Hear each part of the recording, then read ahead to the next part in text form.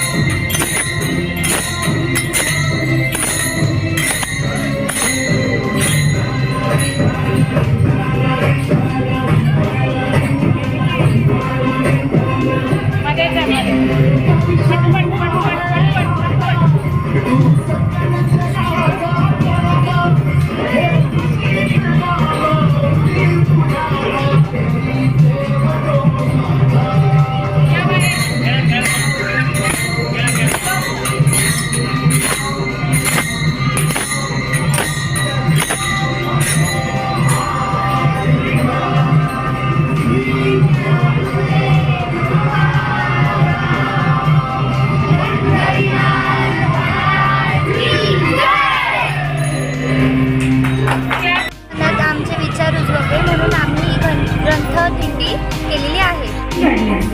आणि या पालखीमध्ये ग्रंथांचा मान, संतांचा मान, त्या संतांच्या शिकवणीचा मान, हे सगळं तुम्ही गावातून फेरी घालून सगळ्या लोकांपर्यंत, घरापर्यंत, मनांपर्यंत आणि हृदयापर्यंत पोहोचवलं.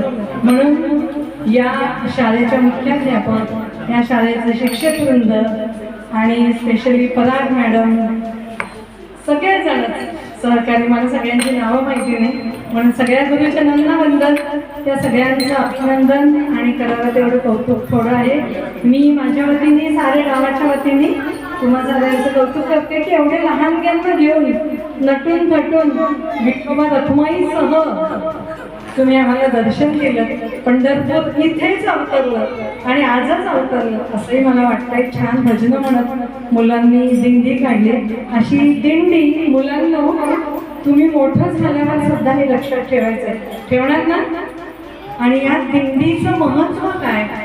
कोणीही एकमेकाला न बोलवता येणं, कोणीही माझ्या पुढे ये का मागे ये का बाजूला ये हे न सांगता या एकाच उद्दिष्टाने केवळ पंढरीच्या विठुरायाला भेटणं आणि संतांच्याही मांदियारी घेऊन जाणं, यासाठी कोणाचं आमंत्रण निमंत्रण लागत नाही हे लक्षात ठेवून जीवनामध्ये सुद्धा हे अंगीकारायचं आहे. तर या संतांची शिकवण, महाराष्ट्राला खूप मोठी संत परंपरा आहे. अगदी 10वं शतक, 11वं शतक, 12वं शतक, प्रत्येक शतकामध्ये स्वामी चक्रधर स्वामीच्या किंवा ज्ञानेश्वर, नामदेव, चोखामेळा हे समकालीन संत घ्या. जनाबाई आहे नामदेवांची दासी, जिने स्वतःला मी जनाबाई असं कधीही ओळख सुद्धा दिली नाही, जिचं अस्तित्वच मी नामयाची दासी जनी. दास्यत्व कसं करायचं, दास्यत्व स्वीकारून त्या विठ्ठलाच्या चरणी कसं जायचं, हे सारं संतांनी शिकवलं. ज्ञानेश्वर माऊलींनी शंकराचार्यांचा एकेश्वरवाद सांगितला. जे शंकराचार्यांनी सांगितलं ईश्वर एक आहे, तेच ज्ञानदेव माऊलींनी सांगितलं प्रत्येक प्राणी मात्रात, भूत मात्रात देव आहे. हे पुढे आपल्याला नाथांनी सांगितलं. आणि ज्यांनी गंगेचं पाणी गाढवाला पाजलं, ज्या नामदेवरायांनी कुत्र्याच्या शरीरात सुद्धा पंढरपूरच्या विठोबाचा आत्मा आहे हे जाणून नामदेव महाराज कुत्र्यांनी पळवलेल्या भाकरीच्या मागे, म्हणजे त्या कुत्र्याच्या मागे गेले आणि म्हणले, अहो विठ्ठल थांबा, पोट दुखेल, भाकरीला तूप घालायचं नाही. ही अशी सगळी शिकवण देणारी आपली महाराष्ट्रातली संत मंडळी. गर्विष्ठ चांदेवांचा, तपस्वी, अभ्यासू, विद्वान आणि अतिशय दीर्घायुषी 1400 वर्ष ज्यांना आयुष्य होतं ते चांगदेव महाराज. त्या चांगदेव महाराजांचं गर्भहरण करताना मनात उद्देश गर्भहरण करण्याचा नाही, पण जे चांगदेव महाराज अत्यंत कोपिष्ट अशा वाघावर बसून सर्पाचा चाबूक घेऊन निवृत्ती, ज्ञानदेव, सोपान, मुक्ता या 4 भावंडांना भेटायला आले, तेव्हा आपले ज्ञानदेव फक्त हिंदीने म्हणाले, चल बाई आपण सामोरं जायला पाहिजे. मोठ्या माणसांना सामोरं आपण जायचं असतं. लहानाने हा धडा ज्ञानदेवाने घातला आणि त्यातून दुसरा की चल प्राण्यांवरती सत्ता गाजवण्यापेक्षा अचल अशा भिंतीला सुद्धा प्रेमाने काही म्हटलं तर भिंत साधत सामोरे होते. आणि एका तपस्याला जाते आणि त्या तपस्याचा अहंकार ज्यावेळी जातो ही गोष्ट वेगळी, पण ही साधी संतांची शिकवण आहे. आणि एवढीशी चिमुरडी पत्करातली 6 वर्षाची मुक्ताबाई चांगदेवांची गुरु होते आणि भेदाभेद अभंग हे त्याला शिकवते. हे सगळं आपण याच्यातनं घ्यायचं आहे. त्यातून पुढे गेल्यावरती तुकाराम महाराज आले. 17व्या शतकात तुकाराम महाराजांनी विद्रोही कविता रचल्या. तुम्ही म्हणाल कविता, हो, नवकवी, हे पहिले नवकवी संत तुकाराम, त्यांनी विद्रोही कवितांच्या रचना केल्या. 4000 अभंगांचं त्यांनी गाथा लिहिली.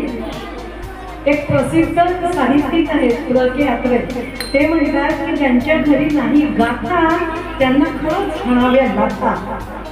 इतकं त्यांचं साहित्य हे मार्गदर्शक आहे. तुकाराम महाराजांनी या नवकवितांमधून त्या काळच्या सामाजिक भोंगावर, गोंधुगिरीवर इतकी जोड ठेवली आहे हे त्यांच्या प्रत्येक अभंगात जाणवतं. आपण इथे जे मोठे लोक आहोत वयाने, त्या प्रत्येकाने आज ठरवा की तुकारामाची अभंग गाथा माझ्याकडे असली पाहिजे.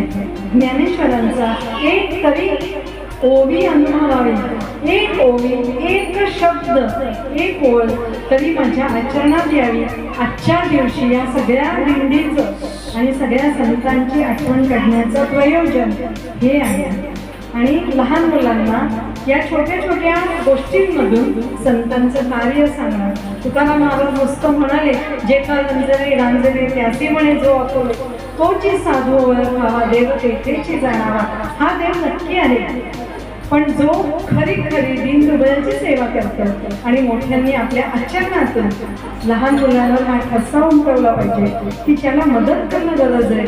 तहानलेल्यांना पाणी देणं, भुकेलेल्यांना अन्न देणं, आणि हे देण्यासाठी माझ्याकडे असलं पाहिजे. म्हणून मी अन्न, धान्य, संपत्ती, इंधन याची बचत कशी केली पाहिजे, पर्यावरणाची बचत कशी केली पाहिजे.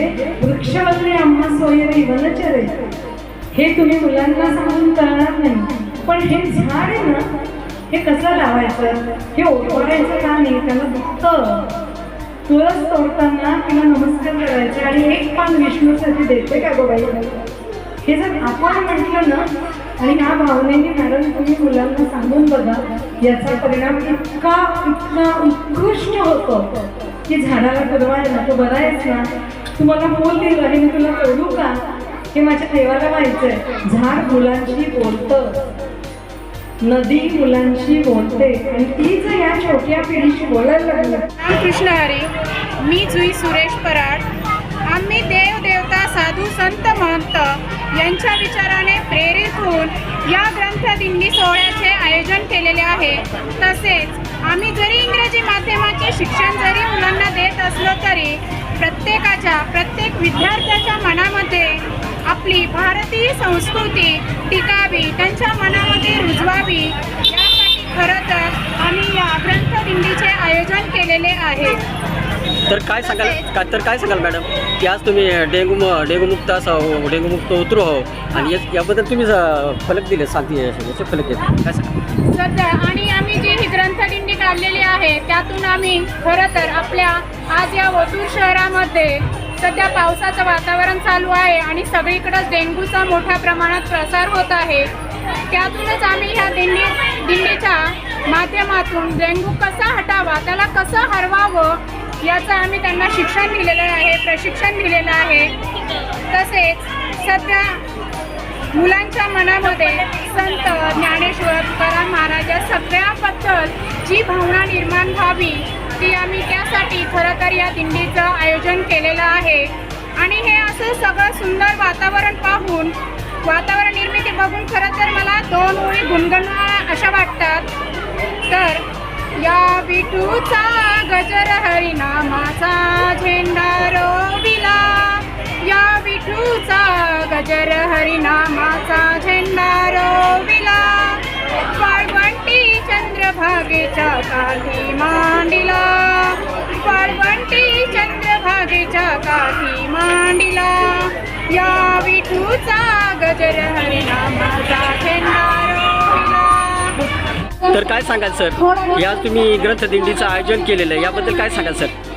आम्ही दरवर्षीप्रमाणे ह्यावर्षी पण कपर्दिकेश्वर इंग्लिश मिडियम स्कूल यांच्यातर्फे संपूर्ण प्ले स्कूलपासून ते 10वी वर्गाच्या विद्यार्थ्यांना त्यांच्या मनात आध्यात्मिक एक विचार यामध्ये जडावा आणि जे आपले विसर पडत चाललेला आहे स्पेशली एज्युकेशनमध्ये अध्यात्माचा, तो यांना परत याची जाण करून घ्यावी याकरता विशेष करून आपण हा प्रोग्राम ह्या ठिकाणी आयोजित केलेला आहे. आणि तुम्ही विद्यार्थ्यांच्या हातामध्ये डेंग्यूमुक्तचेच संदेश फलक दिले, याबद्दल काय सांगा?